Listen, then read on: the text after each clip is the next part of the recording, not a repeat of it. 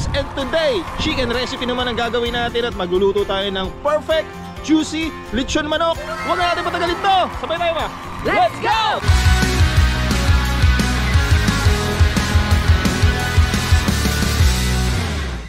Ay mga tipsy, syempre hugasan muna natin tong mga gagamitin nating gulay para malinis. Ayan. Tapos maghiwa lang tayo dito ng ilalagay natin sa loob ng manok. So ito lemon at itong isang buong bawang hiwain lang natin sa gitna. Another aromatics natin, maglalagay tayo ng fresh thyme. Pero kung wala kayong mabibiling fresh, pwede din naman yung dried thyme. Sunod, gagawa na tayo ng pang-rub. Simplihan lang natin. Salt, ground black pepper, garlic powder, at syempre a little bit of boom boom boom para mas malasa.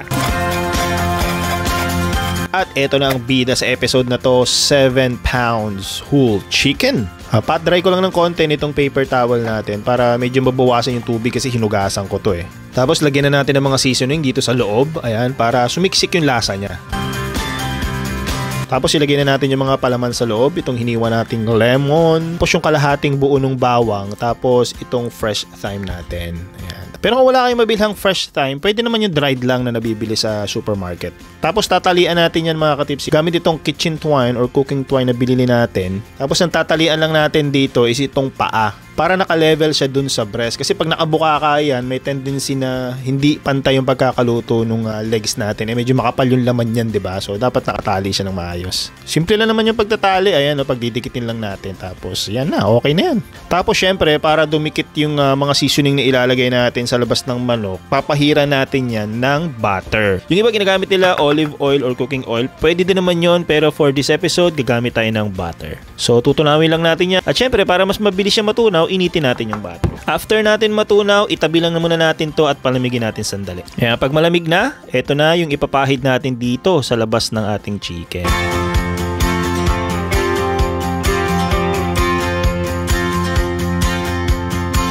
Ayan, so baliktarin din natin. Syempre, dapat mapahira natin yan evenly. Ayan, sa lahat ng parts. Tapos, itong pakpak ng manok mga katipsi, iti-twist lang natin pa ilalim. Ayan, parang ganito. Syempre, hindi din pwedeng nakabuka yung pakpak kasi baka lumipad yung manok eh.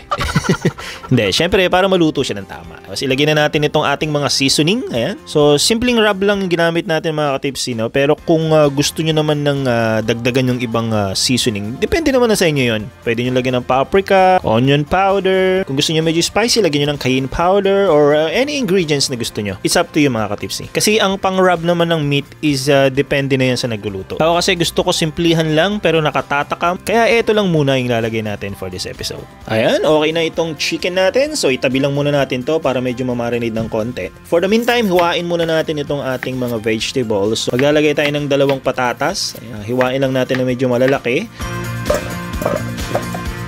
Pati itong ating 2 carrots.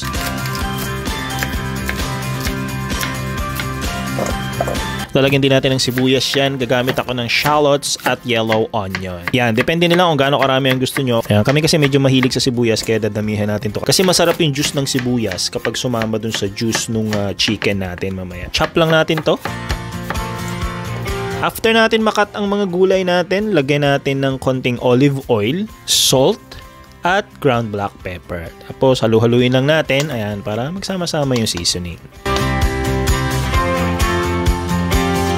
Huwag natin kalimutan ilagay yung kalahati ng buong bawang, syempre para hindi masayang. Okay na yung chicken at vegetables natin, magpipreheat na ako ng ating oven. So isiset lang natin to sa 425 degrees Fahrenheit. Ngayon ilagay na natin itong chicken dito sa roasting pan, tapos ibuhos natin dito sa gilid itong mga gulay natin. Ayan. Tapos ayos-ayusin nyo na lang para medyo ma-distribute siya evenly para maluto siya ng tama.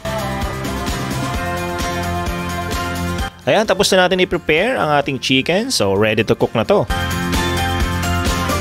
Ayan, pasok na natin sa oven. Hindi na muna ako nag-gloves kasi hindi pa naman mainit itong roasting pan natin. Sa gitna ng oven natin ilagay yung chicken natin mga katipsi. Okay, hindi sa taas, hindi sa baba para maluto ng tama. Ayan mga katipsi, sa 425 degree Fahrenheit, oorasan natin yan ng mga 1 hour to 30 minutes. Ayan, natin. I-check na lang natin mamaya after mga 45 minutes just to make sure na hindi masusunog yung balat. If ever man na parang umiitim siya, pwede mo siyang balutan ng foil paper sa ibabaw para ma-prevent lang yung pagkakasunog ng balat. So habang hinihintay natin itong ating manok, mga katipsi, yung hindi pa nakasubscribe dyan, mag-subscribe na kayo dahil road to 100,000 subscriber na tayo. Ayan, konting-konti na lang. At yung hindi naman kalabisan mga katipsi, habang naghihintay tayo, i-click mo na muna yung like button dyan para mapanood ng iba itong video natin. After 45 minutes mga katipsi, chinek ko yung chicken natin and nakikita ko mas nauunang nagiging brown yung sa ibabaw kasi sa ilalim kasi syempre nandoon yung juice ng chicken. So nilagyan ko lang ng foil just to make sure na hindi siya masusunog. Yan ang isang technique na pwede nyong gamitin kapag nagro-roast kayo ng chicken using oven. After 1.5 hours, surely luto na tong chicken natin. Pero just to make sure, since meron tayong meat thermometer dito, gamitin natin. Kailangan ma-reach natin yung 140 to 160 na temperature ng ating chicken para siguradong luto na yung loob niya. Ayan, at this point, pwede na nating ilabas itong ating manok. Ayun o, wow mga katipsi, napakabango na naman dito sa ating kusina. Ay mga katipsi, luto na tong lechon manok natin. Ready to serve na to. Tara, kain tayo.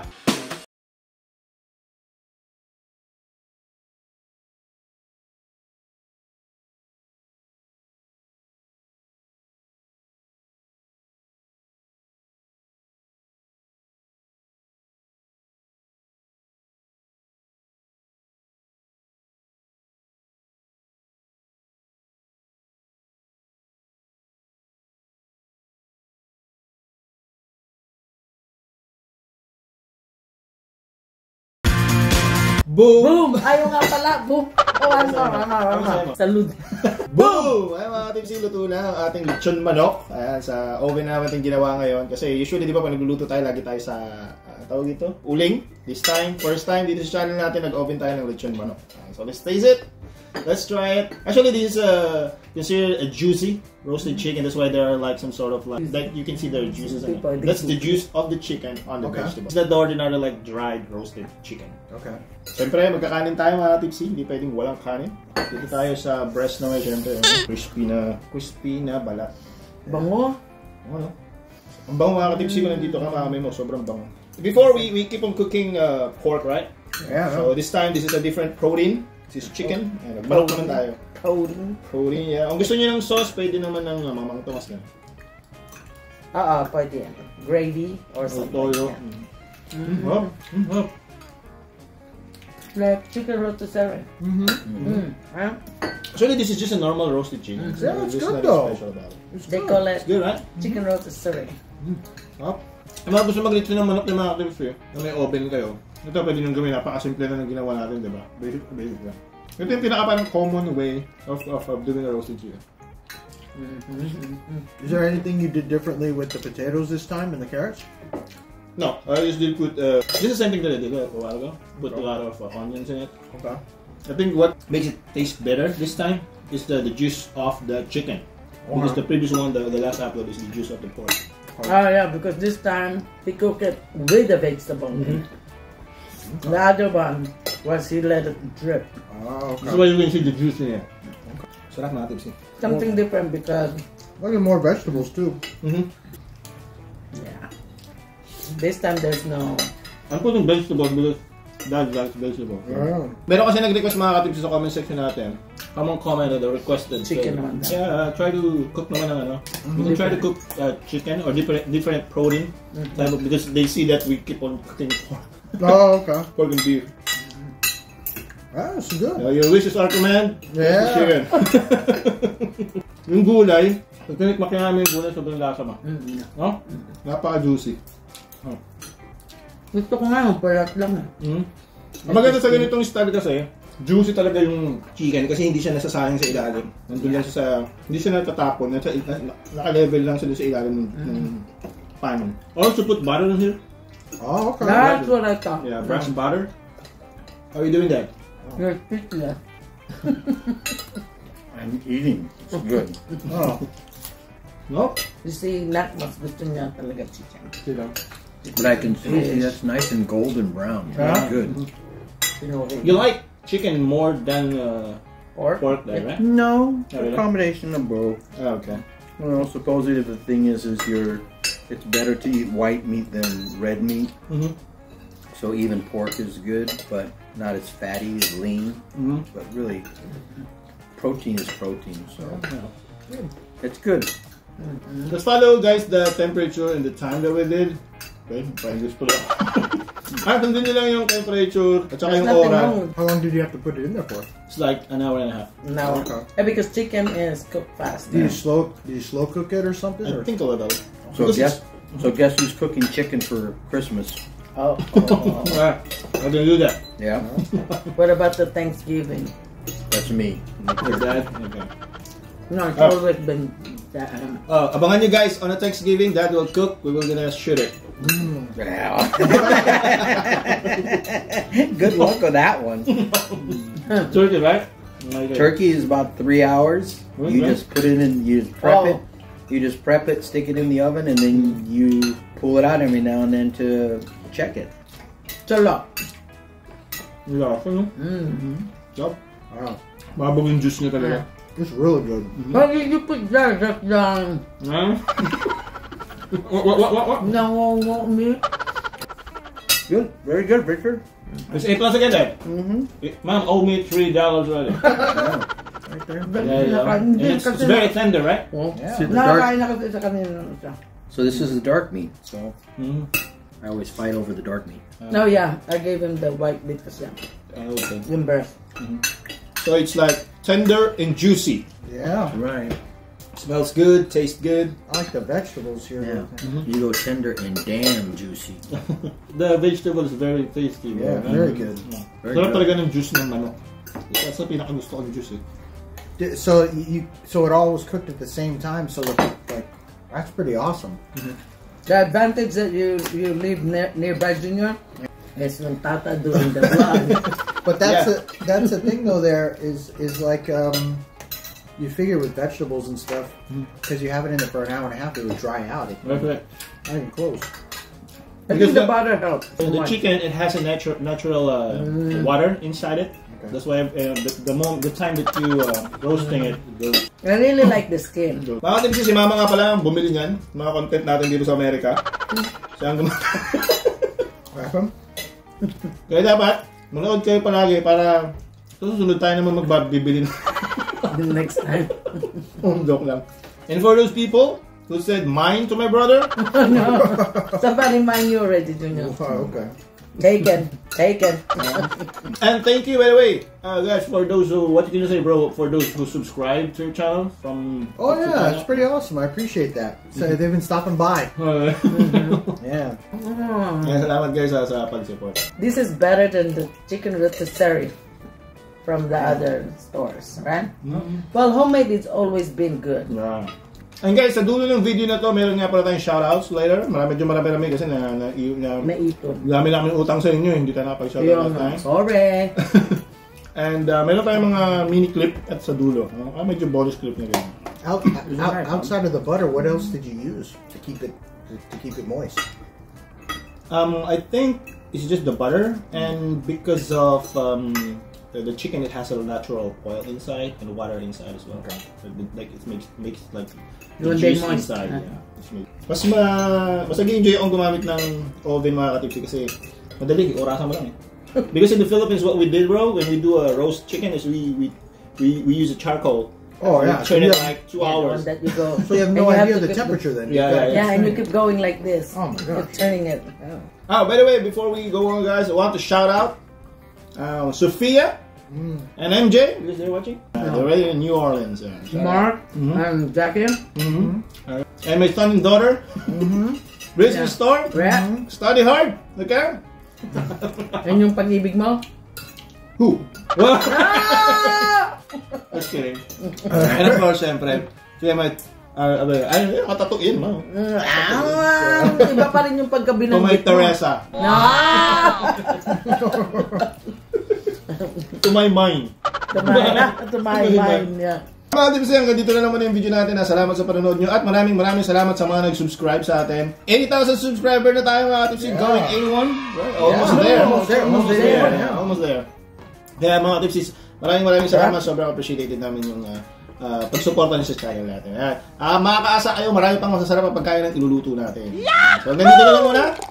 Please like, comment, and subscribe. Tapos i-ring mo na rin yung bell dyan para updated ka sa food and good vibes natin. And as always, stay tipsy! Oh, let me open this. Stay tipsy lang sa pagkain mga katipsy. Hinay-hinay lang. Kung umiinom tayo, stay tipsy lang din. 1, 2, 3. Salud!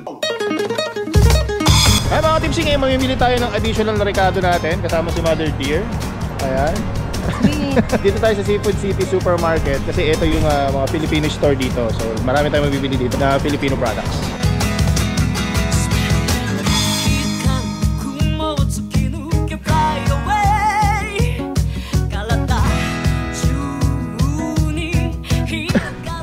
Ayan, naglaba pa siya. Ay, mga tipsy, naglaba pa si mama mo. Okay, para buksan mo ulit. Mga tipsy, ganyan maglaba dito sa US. Ganito bukas ng plastic. Dito, kasi mahirap na, baka hindi mo pwedeng lawayan. Bukas. Nakakuha tayo ng patatas. Siguro ay dalawa lang.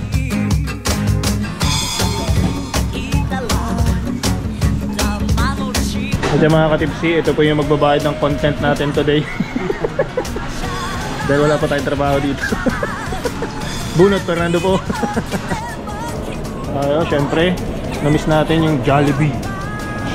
Ayan, kain tayo mga katipsi. Boom! Paborito ng mga Pilipino. Syempre, Chicken Joy. Ay mga katipsi, nabili na natin yung mga kailangan natin. At ito ang ating sponsor.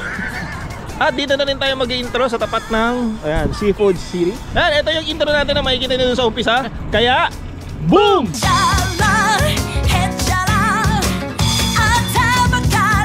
Shout out kay Jeg Bailon ng Pandacan, Manila. Happy birthday. Ben Latuga Jeremias. Choi ng Sorsogon. Carlos Kalipusan from Luay, Bohol. Dalupe family dito po sa Malanay, Santa Barbara, Pangasinan. Dennis Batista from New Jersey. Mateo family in Balanga, Bataan. Philip Hambre. Happy birthday. Gremon Sanchez, April 2. Errol Lancanienta. Lucella Elsniki from London. Maxime from Dubai, UAE. Sayas and Melo from Los Angeles, California. Javin, yay. Nelson Herrera from San Jose, California. Renato Del Rosario from Montreal, Canada. Mabel Posho from Pangasinan. Tropang 150 at kay Boboy Perez. Francisco Santos from Bulacan. Menard Albaniel from Sacramento. Kenny Bart Santiago and family from Quezon City. Maximus Maxime from Dubai. And then from Rom, New Jersey, Pineda family. Amelia, Garnell, Gerwin, Jeffrey, Jonathan, and Gogart. Rowena D. Agostino from Chicago, Illinois. Randy Agbay from Pinamalayan, Oriental, Mindoro. Team Zap TV. Miguel Gonzalez. Christine Papas. Alan De Guzman. Rafael Betts, 62. Shout out kay Icom, Andrew Eva, and also Brother Lang Malakas from Montalban. Alright, shoutout din kay Cheryl from Japan. Uy, lagi nanonood niya si Cheryl. Salamat sa support mo, Cheryl. Icam from Davao. Randy O from Chicago. Soy Tibalanay. Ayan, men. Shoutout sa inyo dyan sa Palawig. From Abu Dhabi, Quadros Cafe, Sweet and Spicy Vinegar and Black Sauce. Ayan, Kenneth Pascual, Balconaje Restaurant, San Pablo City, Celia family from Santa Maria, Bulacan, Christine Papas, Mirna from Fountain Hills, Arizona. Shoutout din kay Kenneth Jenkins from South Carolina, Team Zap TV, Michael Alonzo, Rowena D. Agostino from Chicago, Illinois. Ayan. Shout out to my brother-in-law, David Patagi. Shout out din kay Alex Street Smart na sina Alex, Shermil, Ate Andy, Kuya Altered at Angelo Aviv ng Bulacan, Bulacan. Shout out to my brother-in-law, Christopher Grove. Si Uncle Chris? From New Zealand, Edelson Kahilig at asawa ko sa Pinas na si Abelia Kahilig. Ayan. Rovi Lucas. Shoutout din kay Jimby from Zamboanga City. Salamat sa suporta mo. Kuya Doc from Abu Dhabi, Andrew Eva at Mary Ellis. Ay mga tipsi, maraming salamat sa suporta nyo hanggang sa next episode natin. Salud!